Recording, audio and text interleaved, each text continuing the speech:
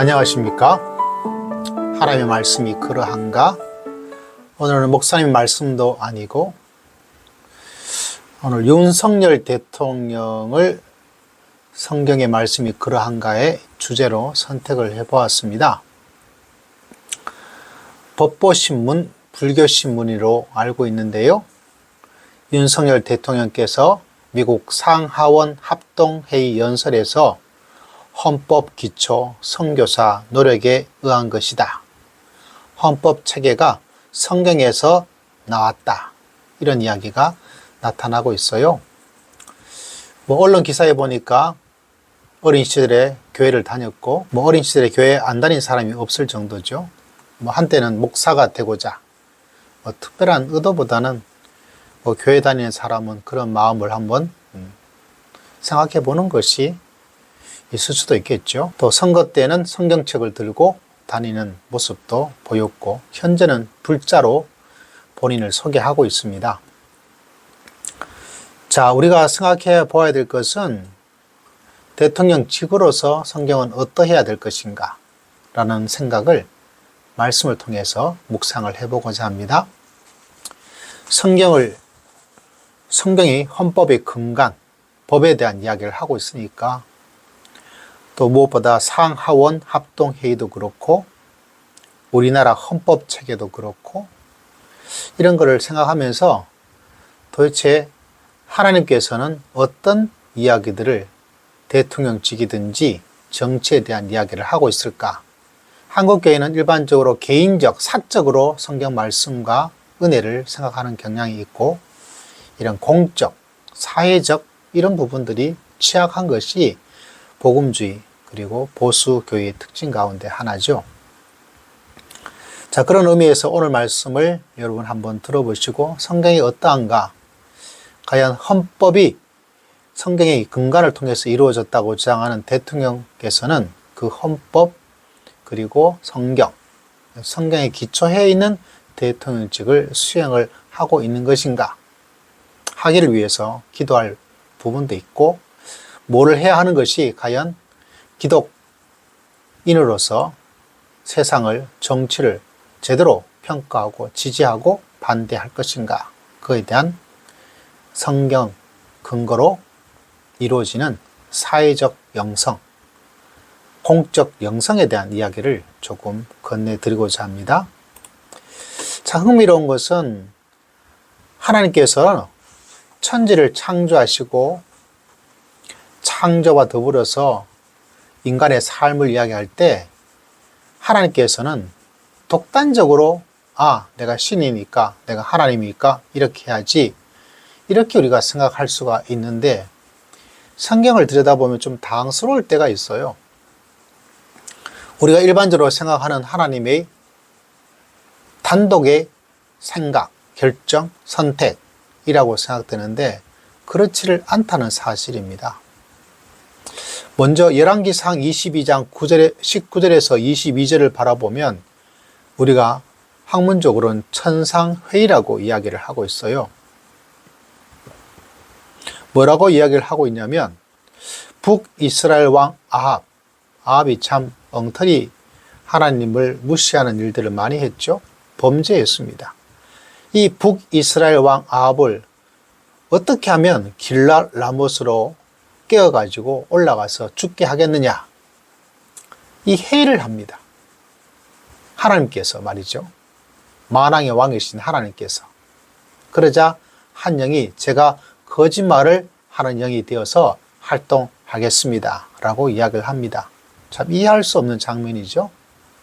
하나님께서 그냥 결정하시면 될 것이지 굳이 회의를 하는데 그 회의에 누가 참석했습니까? 천사가 있었다는 거죠. 그러니까 제가 이렇게 하면 어떻겠습니까? 그 말을 듣고 그거 좋다 결정하게 된 거죠. 회의를 의논하시는 왕이신 하나님을 보게 됩니다. 좀 놀랍지 않습니까, 여러분? 다시 말하자면 하나님께서 어떤 일을 결정할 때 왕임에도 불구하고, 하나님이심에도 불구하고 단독으로 결정하지 않으신다. 구약 욥기에 보면 이런 말씀도 있는 걸 볼 수가 있어요. 우리가 잘 알고 있는 욥기, 거기도 천상 회의가 있습니다. 하나님의 아들도 있었고요. 더 놀라운 사실은 거기에 참석자가 누가 있느냐? 사탄이 있어요. 그 사탄이 말합니다. 제가 땅을 두루두루 다니고 있는데요. 욥이 어쩌고? 이렇게 해서 욥에 대한 공격이 이루어집니다. 다시 말하자면 하나님께서 회의를 하고 있다. 천상회의를.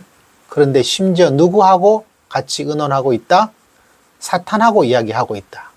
요새 말로 하자면 여당과 야당까지도 같이 이야기를 하고 있는 하나님의 천상회의를 이야기하고 있습니다. 성경을 들고 있다면 이런 거죠. 하나님께서 회의를 하고 있다는, 왕임에도 불구하고, 그리고 하나님의 아들들이라고 볼 수 있는 여당만이 아니라 야당하고도 같이 의논하고 결정한다는 것을 볼 수가 있어요. 이게 우리가 이 시대를 바라보아야 될 중요한 정치적, 공적, 사회적 영성이라고 볼 수 있습니다. 김인석이라는 분이 계세요. 구약의 민주주의 풍경이라는 책을 아주 오래전에 출판한 책인데, 이 책이 요새도 계속되어 있는지 절판된지는 잘 모르겠어요. 제가 오래전에 사서 읽었던 책인데 2017년 판이네요. 98면에 이런 말을 하고 있습니다. 하늘나라도 꽤 민주적이다. 하늘나라도 꽤 민주적입니다. 독단적이지 않아요. 하나님께서는 창세기 1장 26절에도 우리의 형상을 따라서 복수, 인칭, 대명사라고 어려운 말로 하죠.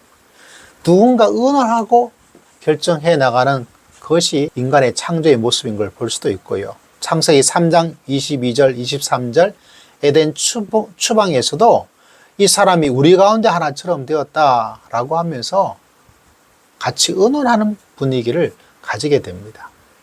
바벨탑 사건이 나오는 심판에서도 창세기 11장 6절과 8절에서도 우리가 내려가서, 우리란 단어, 대부분 신학적으로 학자들은 삼위일체이신 성삼위, 성부 하나님, 성자 예수님, 성령 하나님, 이렇게 우리라는 범위 내에 보여주고 있다라고 이야기를 하고 있죠. 어쨌거나 하나님께서는 천지를 창조하시고 에덴의 심판, 바벨론 심판에서도 혼자, 성부 하나님 혼자 결정하는 것보다는 삼위 하나님께서 함께 의논하고 결정하는, 독단적이지 않다, 단독으로 하는 것은 아니다, 이 이야기를 하고 있는 거죠. 어린 시절에 목사가 꿈이었고, 그리고 예배도 참석하시고 상하원 연설에서 성경이 헌법의 근간, 기초가 되었다라고 말씀해 주신 우리 대통령께서 그 안에 담겨져 있는 성경을 들고 다니는 것이 아니라 그 안에 있는 성경이 도대체 무엇을 말해주고 있는 것인가, 이걸 한번 더 생각해 보면 어떨까, 이런 생각을 합니다. 야당을 지지할 수도 있고 여당을 지지할 수 있고, 그건 여러분의 선택이지만 믿음의 사람들이 한 가지를 더 해야 되겠죠.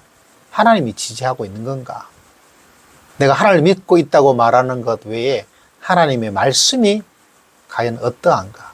하나님의 말씀이 그것을 지지해주고 있는 것인가? 내 결정을, 내 선택을. 그럴 때가 있고 아닐 때가 있죠. 일 때가 있고 아닐 때가 있는데, 그럼에도 불구하고 우리는 끊임없이 하나님의 말씀이 어떠한가 라고 생각하고 하나님의 사람으로 믿음의 길을 걸어가는 것이 이 땅의 세상의 빛과 소금으로 살아가는 하나님의 백성의 모습이다. 여러분은 어떻게 생각하십니까? 우리 모두가 하나님의 말씀을 근본으로, 출발점으로 삼아서 세상을 바라보고 세상을 살리고 세상에서 믿음의 길을 걸어갈 수 있는 하나님의 사람이 되었으면 좋겠습니다.